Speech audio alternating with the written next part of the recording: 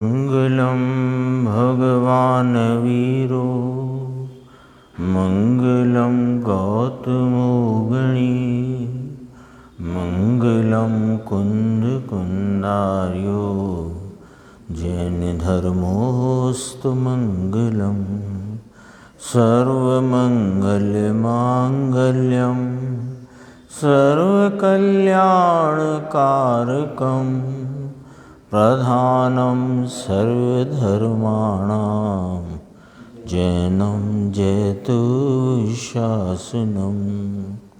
सहजानंद चैतन्य प्रकाशाय महीयसे नमो अनेकांत विश्रांति महिमने परमात्मने। आचार्य कुंद कुंद देव द्वारा रचित पंचाशीकाय संग्रह नाम का ग्रंथ है और इसका दूसरा अधिकार जिसमें 118 नंबर की गाथा। इस गाथा में आचार्य देव ने देवों के 4 प्रकार, मनुष्यों के 2 प्रकार, त्रियंचों के बहुत प्रकार और नारकियों के 7 प्रकार का उल्लेख किया है। इसमें अपन ने कल इसकी टीका भी पढ़ी थी और गुरुदेव के व्याख्यान में थोड़ा सा अंश अपन ने देखा था। देवों के संदर्भ से भवनवासी, व्यंतर, ज्योतिषी और वैमानिक 4 प्रकार के देव कहे। अब मनुष्य की बात यहाँ से लेते हैं। पेज 301 है हिंदी का। जो जीव अपने स्वभाव को चूक कर मनुष्य गति के योग शुभ भाव करता है वह मनुष्य होता है। तो कोई मनुष्य कर्म भूमि में उपजता है और कोई बड़े आयुष्य वाले भोग भूमि में जन्मता है। वर्तमान में बड़ा सेठ और लक्षाधिपति होता है, लखपति, अरबपति आदि। वह उपाधि भाव को सेवन करके होता है। करोड़पति हुए, अरबपति हुए मनुष्य, वे कैसे हुए कि रागादि भाव का सेवन करके हुए। क्योंकि धर्म का सेवन करें तो मुक्ति को प्राप्त करें और शुभ अशुभ भावों के सेवन से 4 गति का परिभ्रमण है। उसमें मनुष्य है वो शुभ भाव का फल है और उसमें संपत्ति आदि बहुत हो वो भी कोई पुण्य का फल है, धर्म का फल नहीं है। आत्मा के धर्म से सेठिया हुआ नहीं। आत्मा का धर्म ज्ञानानंदमय है और उसके द्वारा उपाधि रहित पना होता है, यानी कि रागादि से रहित परिणति होती है। परंतु उसके द्वारा पुण्य नहीं बनता, क्योंकि धर्म से बंधन नहीं और राग से मुक्ति नहीं, धर्म नहीं। स्वभाव को चूक कर उपाधि भाव के कारण कर्म बंधता है ना? अभी जो भी पुण्य का फल वर्तमान में अपने को दिखाई देता हो उसके संबंध में इस प्रकार विचार करना कि हमने अपने स्वभाव को चूक कर जो रागादि परिणाम किए हैं उनके फल में ये सब ठाट वाट आदि जो दिखाई देते हैं ये उसका फल है। धर्म का फल तो बंध रूप है नहीं और ये बंधन के उदय में से के निमित्त से आया फल है। तो हाँ, तो बहुत संयोगों में बहुत अनेक प्रकारता अनुकूलता, धन दौलत, पैसा, जमीन जायदाद हो तो विचार करना चाहिए कि ये मेरे विकारी भावों का फल आया है। यदि मेरे परिणाम स्वभाव की सन्मुखता वाले हुए होते तो मैं तो मुक्ति मार्ग में चल रहा होता, ये नहीं। और त्रियंच गति के जीव एक इंद्री से, अब मनुष्य की बात के बाद त्रियंच की ली, त्रियंच गति के जीव एक इंद्री से संगी पंचेंद्रिय पशु तक के होते हैं। सब समा गए इसमें। 1 इंद्री, 2 इंद्री, 3 इंद्री, 4 इंद्री, 5 इंद्री असंगी और संगी 5 इंद्री। मन रहित और मन वाले ऐसे 2 प्रकार के पंचेंद्री जीव त्रियंच में होते हैं। जो जीव अपना त्रकाली स्वभाव चूक कर मनुष्य गति के संदर्भ से बताया शुभ भाव करता है ना। तो गति नाम कर्म और आयु दो चीज़ें चलती हैं। चतुर्गति परिभ्रमण में भव से भवांतर होता रहता है, उसमें गति नाम कर्म और आयु कर्म उसका निमित्त पड़ता है। और इसका उपार्जन कौन करता है कि अपने ही विकारी भावों से उनका उपार्जन होता है। त्रियंच गति कैसे मिलती है वो अब यहाँ कहते हैं कि जो जीव अपना त्रिकाली स्वभाव चूक कर वक्रता, कपट, दंभ का सेवन करते हैं, उसके फल में पशु गति प्राप्त करके पशु रूप से अवतरित होते हैं। आडोडाई डोर कहते हैं। और आडोडाई कहा, वक्रता माने आडोडाई। मनुष्य के शरीर खड़े हैं और पशु के शरीर आड़े हैं। तो आड़े माने वक्रता का फल है ये। पूर्व में वक्रता की है, उसके फल में वे जीव आड़े शरीर वाले त्रियंच रूप से अवतरित होते हैं। जिस प्रकार के भाव करे उस प्रकार का फल आता है। निज क्रिया का फल निज में आता है ना। ये शुभ अशुभ भाव की क्रिया करे उसका फल अपने में आएगा, और शुद्ध भाव की क्रिया करेगा तो उसका फल अपने में आएगा। ऐसा यहाँ कहते हैं। देखो, निज क्रिया का फल निज में आता है। शुभ अशुभ भाव जीव अपने असंग प्रदेश में करता है, उसका फल अपनी पर्याय में आता है, उसका फल बाहर संयोगों में नहीं आता। समझना, ये बात थोड़ी सी गंभीर है कि अपन फल देखते हैं संयोगों से, है ना। तो वो फल वास्तव में संयोगों में नहीं आता। संयोग आते हैं योग्यता प्रमाण में, निमित्त है पुण्य का उदय। लेकिन फल माने वर्तमान की जो आकुलता का भोग है वो तो तेरे ही असंग प्रदेश में पहले था, उसके निमित्त से कर्म बंधे। अब उनके निमित्त से कोई अनेक प्रकार के अनुकूल या प्रतिकूल संयोग आए हैं, उनमें फिर तुम जुड़ करके जो रागादि विकारी भाव और आकुलता का सेवन भोग करते हो, फल तो ये है। हाँ, ये थोड़े समझने की बात है। सामान्य रूप से लगता है कि जो संयोग हैं बेफल हैं। संयोग फल नहीं है। फल तो अपने परिणाम का, अपने में किए हुए भाव का फल अपने में आएगा। उस समय की जो आकुलता है, राग है, जो भी उसका फल तो आप भोगोगे ना। वही है अपना। देखो, ये गुरुदेव का सिद्धांत रूप यहाँ पर कथन है। देखो, निज क्रिया का फल निज में आता है। तो निज क्रिया के दो प्रकार की, या तो शुद्ध या तो अशुद्ध। अशुद्ध के दो प्रकार, शुभ अशुभ। तो शुभ अशुभ में ये चार गति और शुद्ध भाव में मुक्त गति। तो निज क्रिया का फल निज में आता है। और वर्तमान परिणाम से, ये तो अपन ने आगे पीछे के जोड़ के बात करी, वर्तमान में ही आता है। पूर्व में जो परिणाम अशुद्ध किए उनके निमित्त से अनेक प्रकार के कर्मों का उपार्जन हुआ। उनकी स्थिति पूर्ण होने पर उनके उदय के निमित्त से और उन पदार्थों की योग्यता से वे पदार्थ अनुकूल प्रतिकूल धन दौलत हो, यानी आज मान लो पूंजी 2 लाख हो और अगले साल पूंजी 2 करोड़ हो, तो वो जो धन आ गया है घर में वो अपनी योग्यता से आया है और उसमें निमित्त है तो तेरे ही भावों के निमित्त से उपार्जित कर्मों का। लेकिन फल कौन भोग रहा है उसका? पैसा तो नहीं भोग रहा, गड्डियां तो नहीं भोग रही नोटों की। फल तो भोग रहे हो तुम वर्तमान आकुलता से। अब वो उसमें हर्ष शोक के परिणाम करते हो, आकुलता का भोग करते हो, सेवन करते हो, तो कौन फल भोग रहा है? स्वयं भोग रहा है। तो ये थोड़ा ख्याल में रखने जैसा पॉइंट है। निज क्रिया का फल निज में आता है।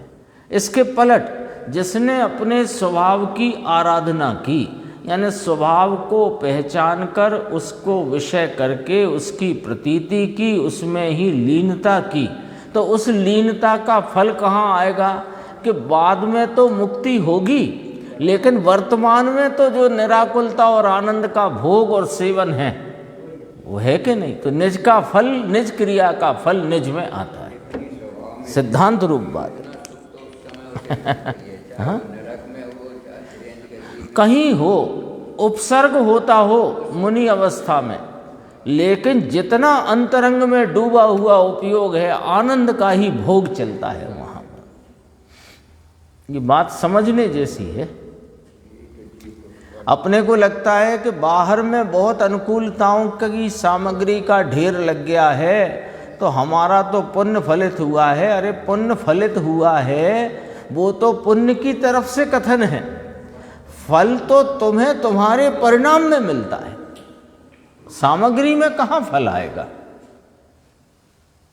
बहुत विचार करने जैसा है। लगता तो यही है नरकों में जाना पड़ेगा, तो नरकों में जाना पड़ेगा क्यों कि वहाँ अनेक प्रकार की प्रतिकूलता है। अरे वे प्रतिकूलता फल नहीं है, वहाँ तुमने अभी जो पाप परिणाम किए उनसे, उनके निमित्त से उपार्जित कर्मों के उदय के निमित्त से वे संयोग उपस्थित हुए, और वहाँ जो तुम तीव्र दुख का वेदन कर रहे हो फल तो वो है, फल तो वो है। इसलिए यहाँ को देखो, उसका फल अपनी पर्याय में आता है। वे कितनी स्पष्ट व्याख्या है। शुभ अशुभ भाव जीव कहाँ करता है? अपने असंख्य प्रदेश विस्तार में, और उसका फल अपनी पर्याय में आता है। और उस समय भी है, और फिर जब बाद में वो निमित्त का संयोग और ये सब हुआ तब भी जुड़ेगा तो फिर भोगेगा। इसलिए उसका फल बाहर संयोगों में नहीं आता। इसलिए यहाँ कहते हैं कि वक्रताई की यानी मायाचारी की, कपट की, छल की तथा विकारी पर्याय की रुचि छोड़ो और ज्ञानानंद स्वभाव की रुचि करो।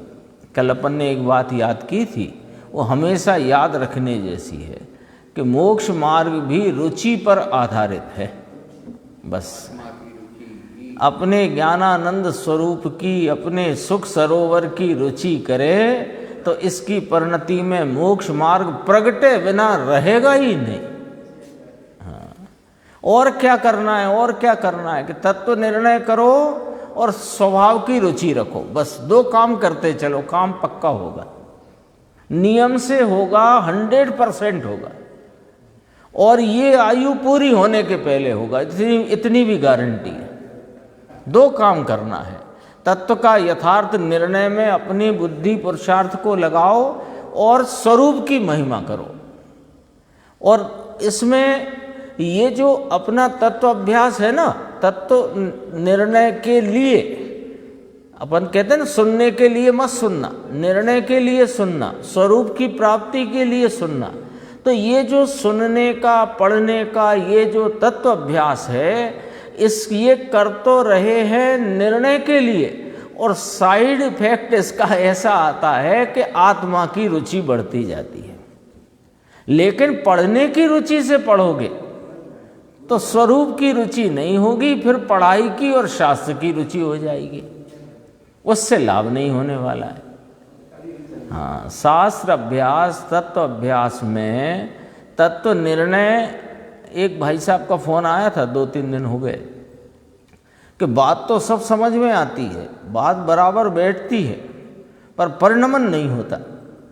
तो हमने कहा कि तत्व निर्णय का जो परिणमन है, यानी यथार्थ एकदम चौकस निर्णय, तो हमने कहा आपके घर में बरसों से धूल चढ़ी हो, कांच पर, कांच हो घर में खिड़की का, और उस पर बरसों की धूल चढ़ी हो, और आपने पोंछना शुरू कर दिया है, तो भी अभी उसके आर पार देखना प्रारंभ नहीं हुआ, लेकिन सफाई तो हो रही है कि नहीं हो रही है।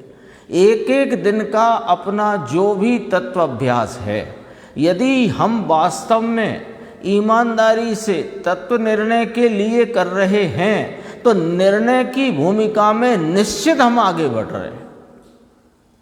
और जब वह निर्णय यानी जब वो कांच पहुंचते पहुंचते पहुंचते पहुंचते एकदम उजला हो जाएगा तो अगले ही क्षण पार दिखेगा कि नहीं दिखेगा। ऐसे ही निर्णय यानी अपनी जो तत्व के संबंध में भ्रांति का जो कचरा जमा हो गया है, वो तत्व अभ्यास से वो धीरे धीरे कचरा निकलता है और निर्णय की दिशा में हम आगे बढ़ते हैं। और जब यथार्थ निर्णय हो और रुचि आत्मा की बलवान हो तो उपयोग स्वयं पलट करके उस चैतन्य स्वभाव का दर्शन करता है नियम से। घबराने की बात ही नहीं है। कुछ कोई घबराहट नहीं होनी चाहिए। परिणमन क्यों नहीं होता? अरे परिणमन के लिए तुम्हें दो काम करना, वे करते चलो, अपने आप होएगा। एक, इस गायक भगवान की महिमा मत छोड़ो, उसको भी वृद्धिंगत करो और निर्णय की स्पष्टता के लिए तत्वाभ्यास करो, बस काम अपने आप हो जाएगा। अभ्यास के लिए अभ्यास मत करना, सुनने के लिए मत सुनना, पढ़ने के लिए मत पढ़ना। बहुत अद्भुत है और ये मार्ग इतना सरल है कि इससे सरल मार्ग पूरी दुनिया में किसी कार्य का नहीं हो सकता जितना अपनी आत्मा को जानने का कार्य सरल। एक ही मार्ग है, मार्ग नहीं। और मोक्ष मार्ग, मोक्ष सुखरूप है तो उसका मार्ग भी सुखरूप है, उसमें कहीं खेद हाँ, दुख हो ही नहीं सकता। वो तो वो मार्ग ही नहीं। दुख है माने कि मार्ग में नहीं हो। यदि धर्म कार्य में तुम्हें दुख लग रहा है तो इसका मतलब वो धर्म कार्य नहीं है। धर्म कार्य में तो नियम से आनंद का भाव प्रकट होता है। अब नरक की बात करते हैं। देखो ये हो गया ना, ये अपने लिए क्या उपदेश आया कि वक्रताई नाम मायाचारी कपट छल की, क्योंकि त्रियंश की बात थी ना, तो उसका मूल कारण ये वाले परिणाम हैं। इसलिए तो मायाचारी कपट छल और विकारी पर्याय शुभ अशुभ भाव की रुचि छोड़ो और ज्ञानानंद स्वभाव की रुचि करो। क्यों कि सारा कार्यक्रम प्रयोजन की सिद्धि रुचि पर आधारित है। अब कहते नरक की बात, और नरक के जितने भेद हैं उतने नारकी के जीव हैं। नरक के भेद माने नरक की 7 भूमियाँ हैं और 7 प्रकार के ही नारकी के भेद कहे। नरक 7 हैं तो नारकी के जीव 7 प्रकार के हैं। किनको होता है ये नरक की का दुख कि जो जीव मांस खाते हैं, शराब पीते हैं, शिकार आदि करते हैं, वे नरक में जाते हैं और वहाँ भी वे नरक की वेदना को नहीं, अपनी परिणति में होते हुए भाव को वेदते हैं, संयोगों को नहीं, उसी को भोगते हैं। क्षेत्र तो निमित्त मात्र है। अब देखो, अब ये जो बात आई है गंभीर है। अपने स्वभाव को चूक कर, चारों गति के का वर्णन यहाँ आया। वे गतियाँ में जो भाव हैं उनका वर्णन आया। अब कहते हैं कि अपने स्वभाव को चूक कर जो भाव होते हैं वे सब 4 गति में भटकने के भाव हैं। सीधी और स्पष्ट व्याख्या है। अपने स्वभाव को चूक कर जो भाव होए, चाहे वह मंद से मंद कषाय का शुभ भाव होए या तीव्र कषाय का अशुभ भाव होए, वो स्वभाव को चूक कर होने वाला प्रत्येक विकारी भाव वह 4 गति में भटकने का भाव है। मेरे बिना इसका काम नहीं होगा, ऐसा मानने वाले जीव सामने वाले पदार्थों के स्वतंत्र पने को चूक जाते हैं। पर मैं कर्तृत्व का अहंकार, मेरे बिना काम नहीं हो सकता। मैं बराबर समय पर दुकान जाता हूँ, शाम तक वहाँ बैठता हूँ, तब जा कर के भाई साहब काम चलता है, ऐसे ही नहीं चलता है। हाँ, ये सब इतना परिवार का लालन पालन चलता है, ये सब दुकान चलती है, ये मंदिर चलता है, ये ट्रस्ट चलता है, हाँ, और ये जिनायतन तो बन गए हैं, मैं नहीं हूं, तो ऐसा अहंकार चढ़ा है। ये ट्रस्ट है, ये बड़ा जिनायतन है, इतना बड़ा है, इतना विस्तार, इतना करोड़ खर्चा हुआ, ये सब मैंने किया और मैं ही संभाल करता हूं, मैं देख रेख करता हूं। अरे कोई भी पदार्थ वर्तमान कार्य बिना नहीं होता। वो तो हो ही रहा है। तुम तो वो तो दृष्टांत दिया ना नरसिंह मेहता की एक काव्य का, गुरुदेव बहुत दृष्टांत देते हैं कि सकटनो भार जेम स्वांता ने, ये हालत है अपनी। तो सकट नाम गाड़ी, सकट का भार जैसे स्वांता ने, स्वान के नहीं ठीक है। पहले बैलगाड़ी चलती थी ना, तो नीचे उसके कुत्ता भी चलता, कभी उसकी वो लग जाती थी तो उसको लगता है कि मैं चला रहा हूँ। ऐसे ही संसार। तो चल तो अपने आप रही है, बच्चे नहीं होते। वो रेलगाड़ी चलती तो उसके अपने आप से है, जो भी उसका मैकेनिज्म है। और बच्चे बैठे बैठे टाइम पास में देखो, मैं धक्का दूंगा तो चल पड़ेगी, ऐसा खेल बचा रखा है इसने, अज्ञानी ने। कोई भी पदार्थ वर्तमान कार्य बिना नहीं होते।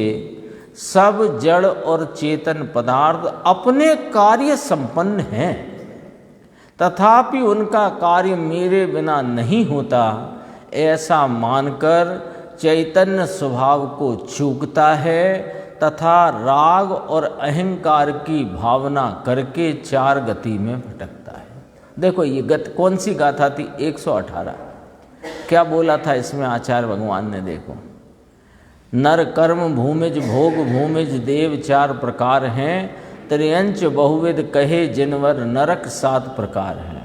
चार गति के वर्णन किया ना, और तो चार गति में हम भटक क्यों रहे हैं?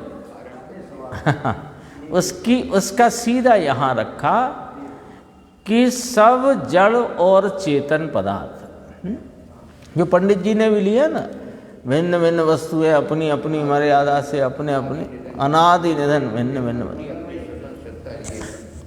कोई किसी के परिणमन कराने से परिणमित होता नहीं। अज्ञान।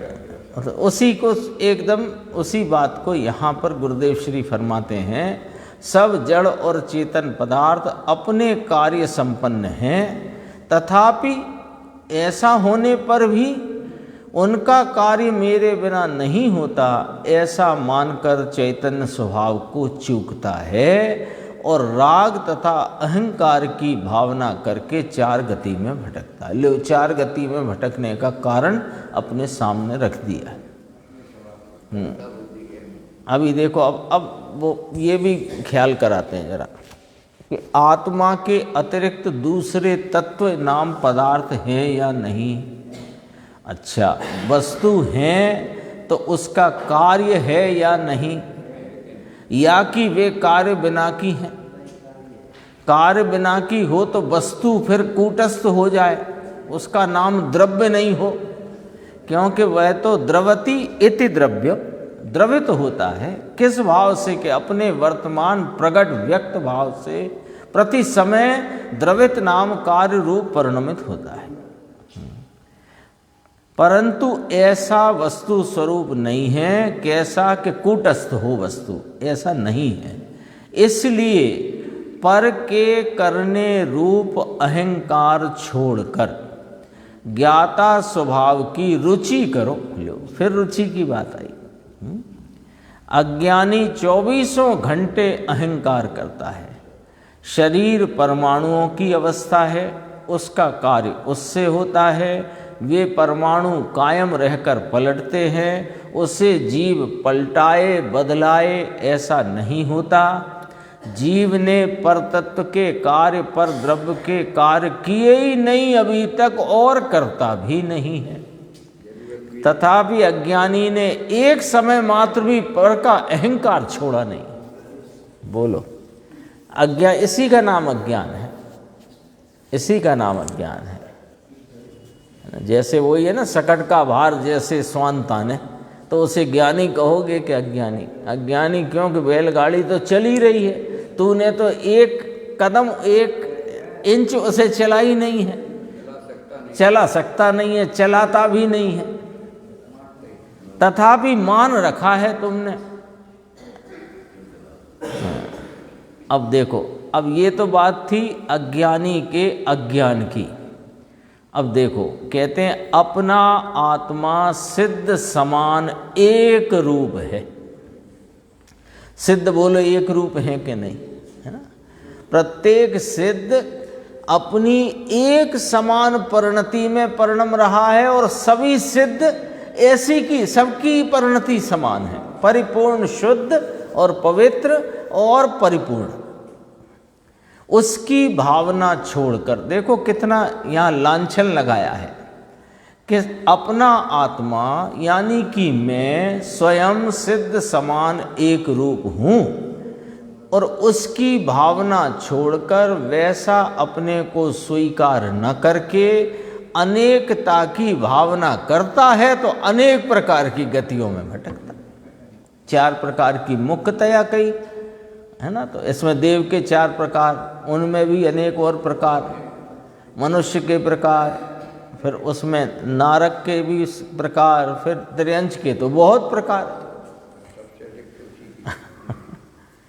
अनेकता की भावना करता है। क्यों? तो अनेकता की भावना में क्या क्या आ गया, अपन बहुत जल्दी लिस्ट बना सकते हैं कि निमित्त जिन्हें कहा वे अनेक हैं, रागादि विकार जिन्हें कहा वे अनेक हैं, अरे अपनी जो प्रति समय पर्याय उत्पन्न होती है वे अनेक हैं, और गुण हैं अलग अलग भेद रूप वे भी अनेक हैं, और मैं एक हूं। तो एक की भावना कर तो एकत्व को प्राप्त होगा, अनेक की भावना में अनेकता को प्राप्त होता है। प्रत्येक जीव त्रिकाल है, उसके गुण त्रिकाल हैं, उसका क्षेत्र त्रिकाल है, उसकी पर्याय का काल एक समय का है, उसकी पर्याय वह उसका कार्य है। यदि कार्य बिना का तत्व मानते हो तो उस तत्व ने, उस द्रव्य ने क्या किया? ये प्रश्न खड़ा है। हाँ, उसने यदि काम न उसका काम हमने किया तो उसने क्या किया?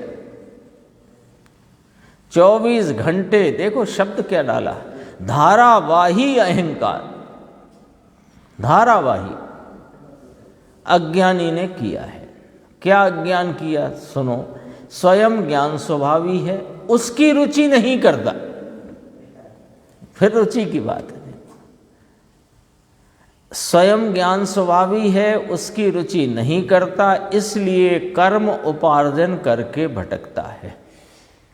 ना कर्म तो वास्तव में उपार्जन करता, माने अपन स्वयं अपने को चूक कर नाना प्रकार के विविध प्रकार के शुभ अशुभ कषायों के भाव, अशुद्ध भावों में परिणमते हैं, तो उनकी एंट्री कर्म उनकी एंट्री करता है।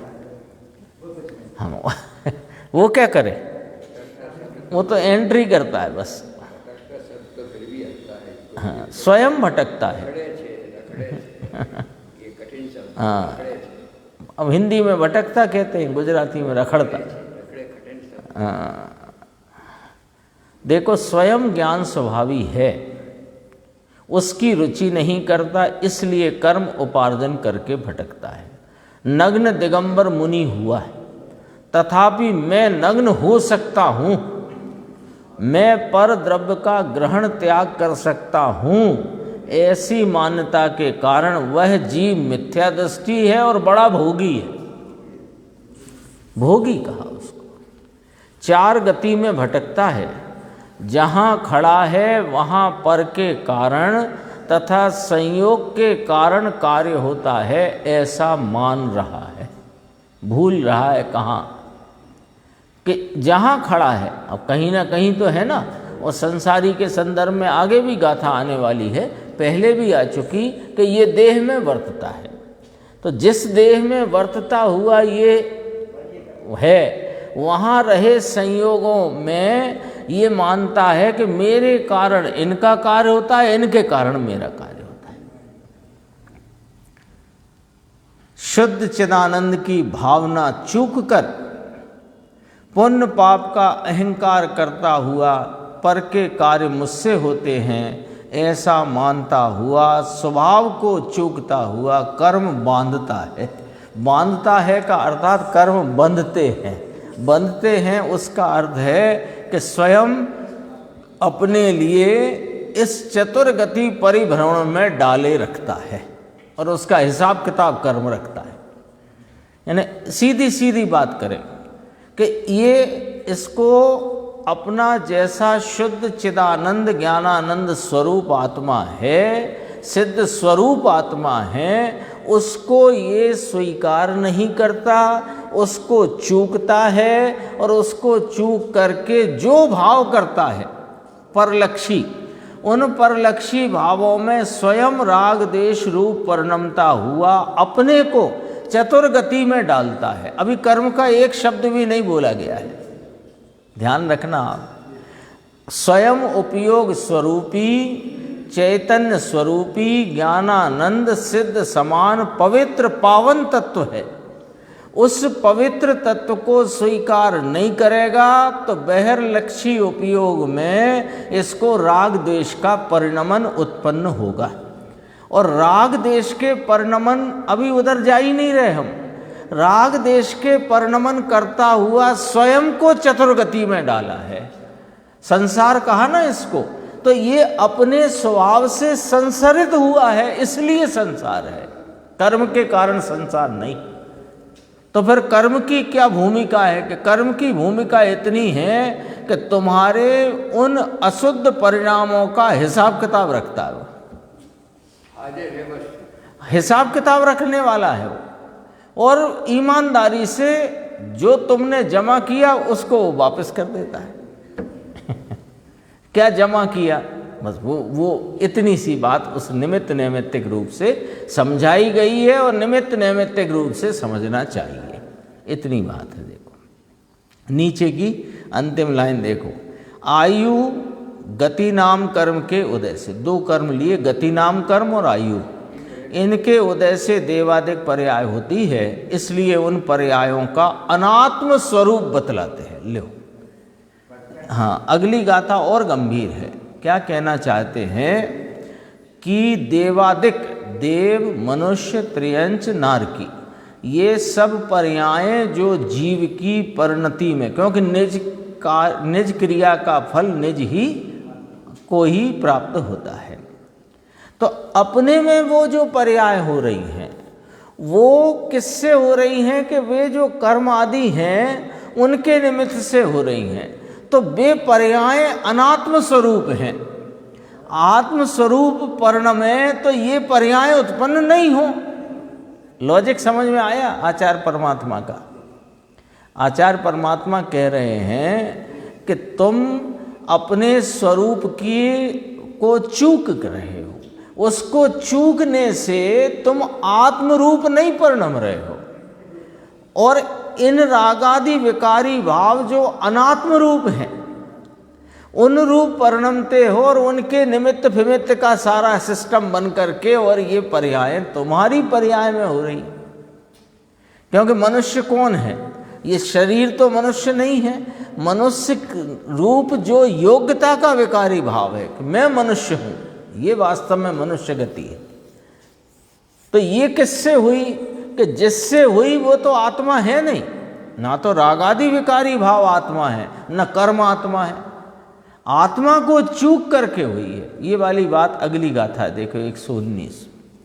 खीणे पोबणि वध्ये गदिणा में आउ से चते विखलु पावणंती अन्नम गदिमा उत्सम सल्लेस सवसा गति आयु जो पूरब बंधे जब क्षीणता को प्राप्त हो अन्य गति को प्राप्त होता जीव लेशावस अहो।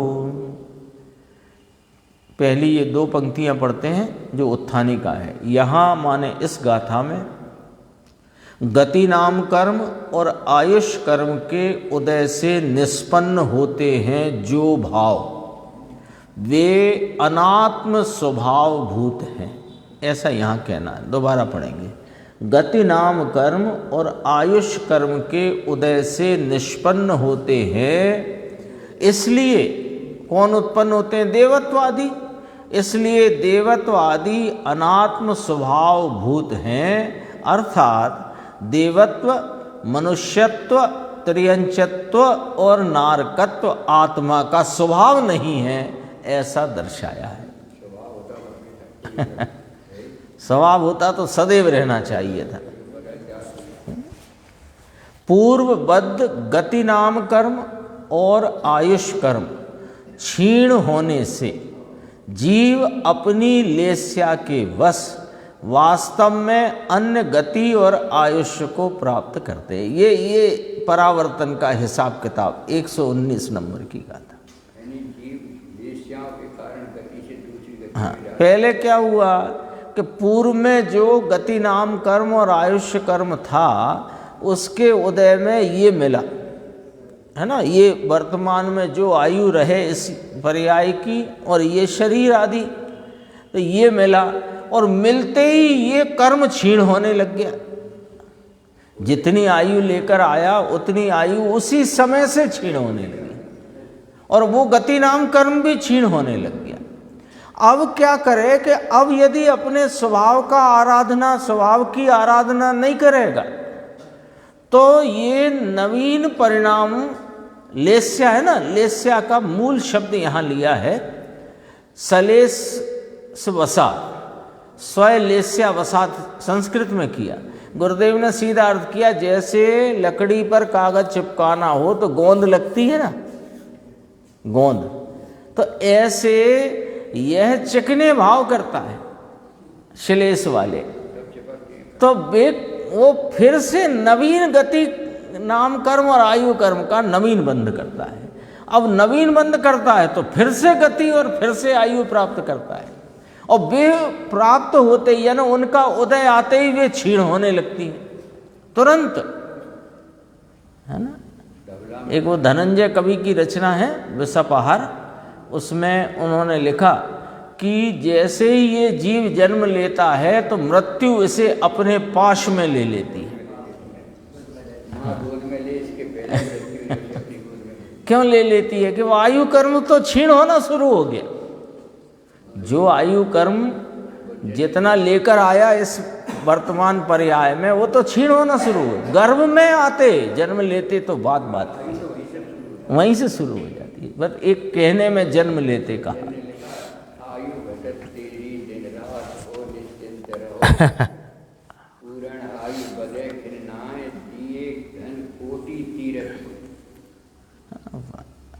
फिर क्या कर रहा है कि आयु क्षीण हो रही है, जो गति नाम कर्म लेकर आया वो भी क्षीण होने लग गया। अब इसने क्या किया कि नवीन कर्म बांधना शुरू किया। कैसे? कि स्वयं को चूक कर परलक्षी भावों में। देखो टीका की नीचे की पंक्ति, जीवों को जिसका फल प्रारंभ हो जाता है ना। अभी ये मनुष्य पर्याय मिली, मान लो अपन 60 वर्ष 80 वर्ष की आयु किसी को मिली, तो गति नाम कर्म से तो ये मनुष्य शरीर मिला और 80 वर्ष की आयु है। तो जिस दिन वो आया गर्भ में उस समय से ही वो गति नाम कर्म का क्षीण होना शुरू हो, उदय चालू हुआ ना, क्षीण होना शुरू हुआ और आयु कर्म क्षीण होना शुरू हुआ।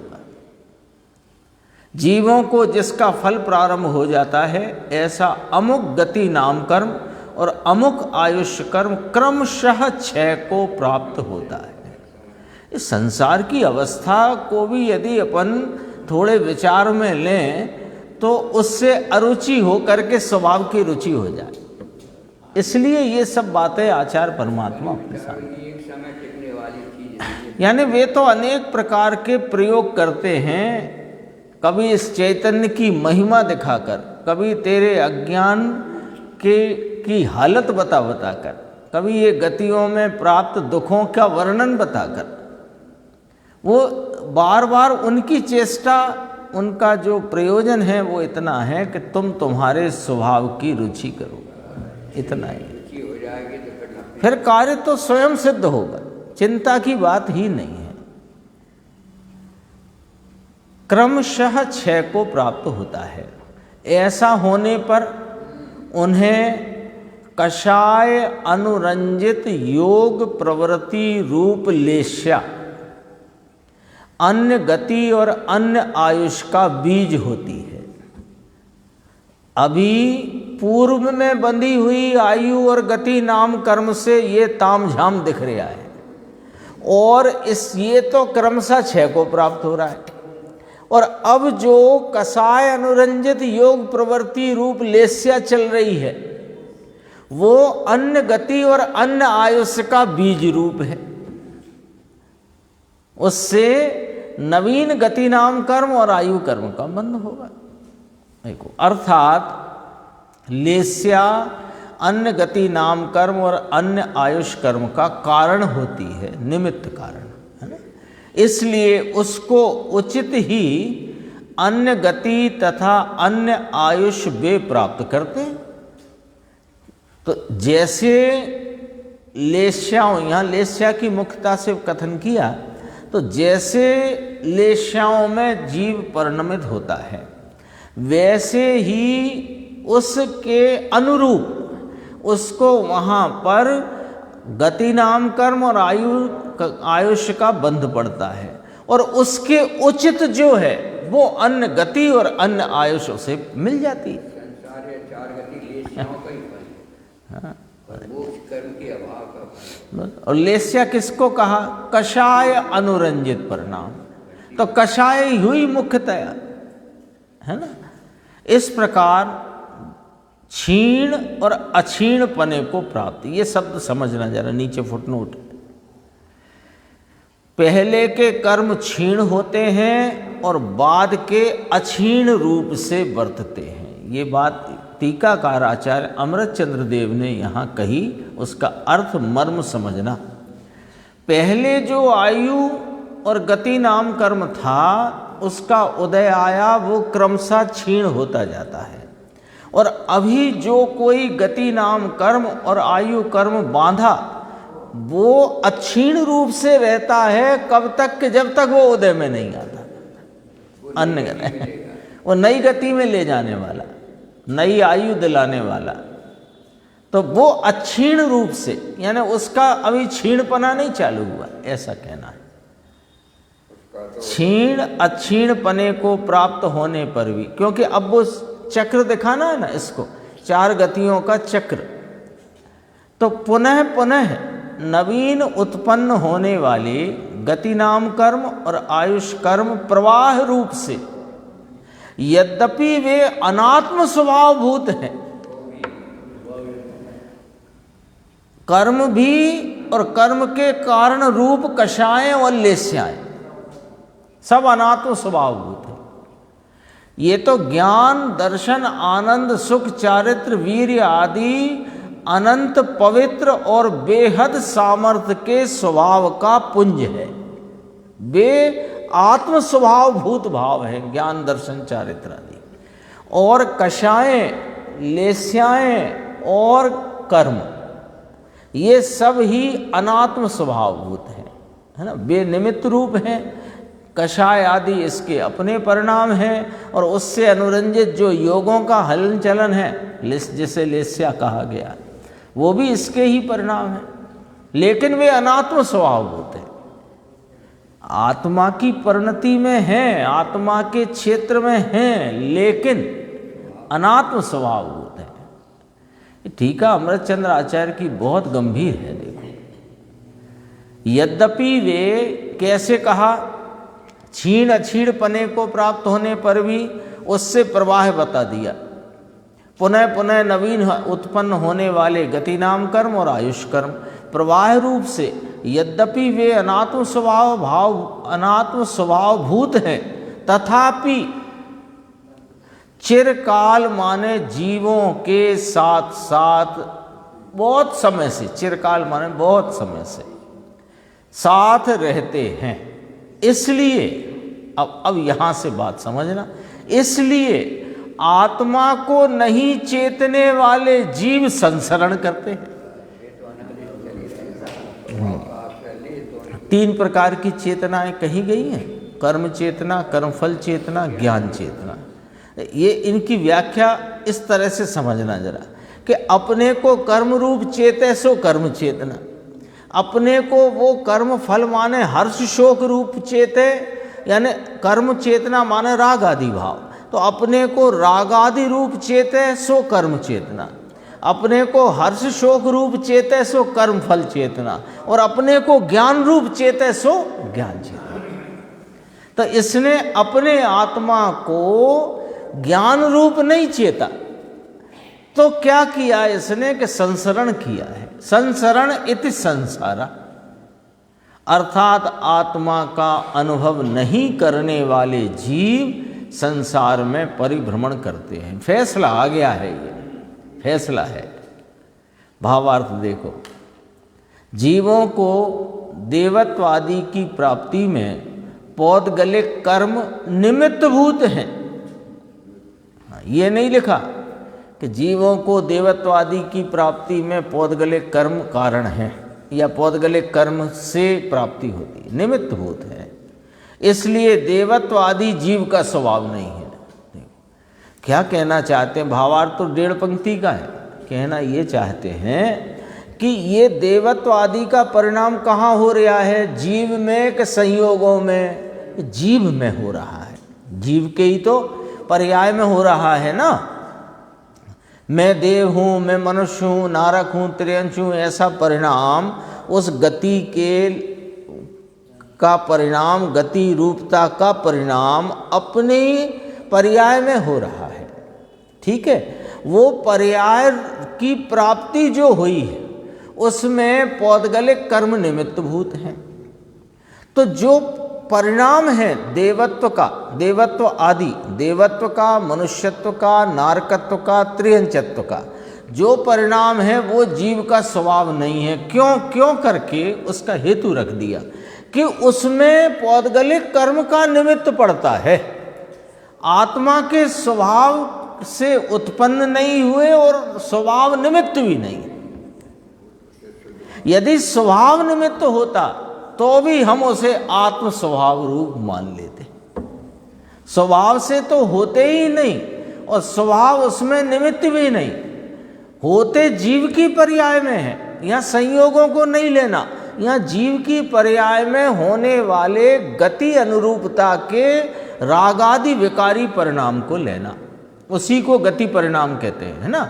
वो परिणाम यद्यपि कि हो रहे हैं जीव की पर्याय में, लेकिन उनका निमित्तपना कर्म पौद्गलिक भावों को है, स्वभाव को नहीं। इसलिए वे अनात्मभूत, अनात्म स्वभाव भूत हैं। इसलिए देवत्वादी जीव का स्वभाव नहीं है।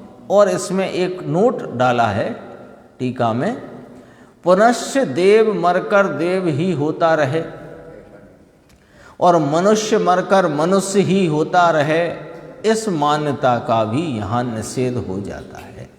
कैसे कि अभी मनुष्य है तो पूर्व के गति नाम कर्म और आयुष्य के निमित्त से ये संयोग है। अब जैसे परिणाम करेगा वैसा गति नाम कर्म और आयु कर्म का उपार्जन होगा और फिर उसके अनुरूप फिर अगला भव मिलेगा, तो वो वही का वही होता रहेगा, ऐसा नहीं है। इसका कदाचित मनुष्य मनुष्य हो जाए लेकिन होता ही नहीं रहेगा। परिणाम ये यदि ना होता तो निगोद में 70 कोड़ा कोड़ी सागर तक एक काय में जन्म लेता रहे, और यदि ये परिवर्तन की व्यवस्था नहीं होती तो निकलकर कैसे आता, अथवा वो पृथ्वी कायक से जल कायक आदि में कैसे जाता। आया था ना एक दिन, चर्चा आ गई, एक काय में 70 कोड़ा कोड़ी की उत्कृष्ट स्थिति है। 70 कोड़ा कोड़ी सागरोपम। तो भी पलटता है। ये अपने को तो सिद्धांत पकड़ना है, त्रियंच ही होता रहे ऐसा नहीं है। क्योंकि अभी वर्तमान में त्रियंच है, पूर्व में उपार्जित गति नाम कर्म और आयुष्य के कारण, और अब जो उपार्जन करेगा उससे अगली गति मिलेगी। इससे ये सिद्ध हो गया जीवों को अपनी लेस्या के योग्य ही गति नाम कर्म और आयुष्य कर्म का बंध होता है, और इसलिए उसके योग्य ही अन्य गति और अन्य आयुष्य प्राप्त होती है। ये जरा सा अपन ये पढ़ते हैं एक पैराग्राफ। पूर्व काल में बांधे हुए गति नाम कर्म तथा आयु कर्म पूरा होने से वह अपना रस देकर खिर जाता है, और निश्चय से वह जीव अपनी कसाय गर्भित योगों की, इसी को लेस्या कहा, कसाय गर्भित योगों की प्रवृत्ति रूप लेस्या के प्रभाव से अन्य गति तथा आयु को प्राप्त करता है। लेस्या क्या है वो जरा समझाते हैं गुरुदेव दृष्टांत से। लकड़ी के साथ कागज चिपकाना हो तो श्लेष चाहिए, फेविकोल चाहिए कि गोंद चाहिए कि लेई चाहिए, कुछ चाहिए ना, ऐसे नहीं चिपकता है, कुछ चाहिए। उसी प्रकार आत्मा को परगति में जाने के लिए क्रोध मान माया लोभ के परिणाम सहित कषाय से अनुरंजित, तो क्रोध मान माया लोभ 4 कषाय कहीं, उनसे अनुरंजित माने वे परिणाम सहित योगों की प्रवृत्ति श्लेष के समान है, फेविकोल के समान है।